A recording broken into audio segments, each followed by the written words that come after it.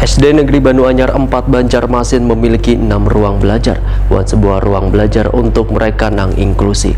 Selain itu di sekolah yang berada di Gang Pahlawan Perintis Banjarmasin Timur ini terdapat pula beberapa ruangan yang sudah kada bisa terpakai lagi atau rusak. Ruangan tersebut nantinya akan disesuaikan dengan keperluan dari sekolah, baik dijadikan ruang UKS ataupun lainnya. SD Negeri Benua Anyar 4 Banjarmasin memiliki 6 ruang belajar, sebuah ruang belajar untuk mereka nang inklusi. Selain itu, di sekolah yang berada di Gang Pahlawan Perintis Banjarmasin Timur ini, terdapat pula beberapa ruangan yang sudah kada bisa terpakai lagi atau rusak.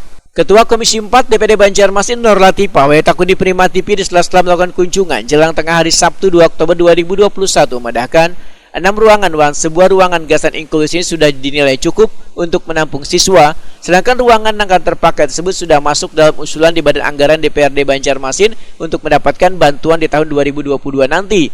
Ruangan tersebut nantinya akan disesuaikan dengan keperluan dari sekolah, baik dijadikan ruang UKS ataupun lainnya. Politisi Partai Golkar ini pun menegaskan, bila ada ruangan sekolah yang kada mendapatkan perhatian perbaikan maupun pembangunannya, baik oleh legislatif maupun eksekutif. Jadi tidak ada yang dipaksakan dalam hal pembangunan. Tadi sih kita sudah koordinasikan dengan pihak dinas pendidikan bahwa yang dibangun di sini adalah sesuai dengan kebutuhan sekolah, yaitu ruang UKS yang belum ada.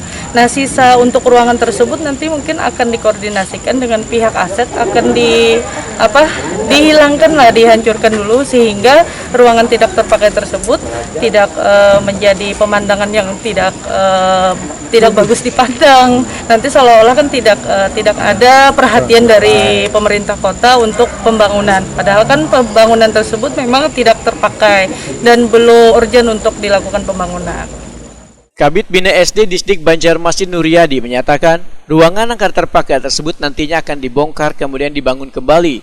Menurut Nuryadi, kata terbaiknya ruangan yang rusak tersebut lantaran keterbatasan biaya, sedangkan ruangan yang diperbaiki menggunakan dana pemerintah pusat melalui DAK. Jadi kan ini kondisi memang kita pertama-tama itu kan keterbatasan dana kita kan. Artinya kita dari 208 sekolah itu ya hampir kalau kita sekian 3.000 kelas ruang kelas itu hampir 1.000 sekian yang kerusakan ruang kelas. Yang mana ruang kelas itu masih menyisakan itu pembangunan yang tahun 75 impres dulu, Pak. Nah, jadi dengan pembangunan PES itu masih ada di tempat kita. Nah, ini hanya kesadaran sekolah untuk memelihara itu. Terbukti ini kan melihat pembangunannya walaupun dari kayu masih ada bisa dicat, bisa diapa, tapi kondisinya memang sudah pembangunan itu harus sudah kita renovasi semuanya. Jadi ini harapannya.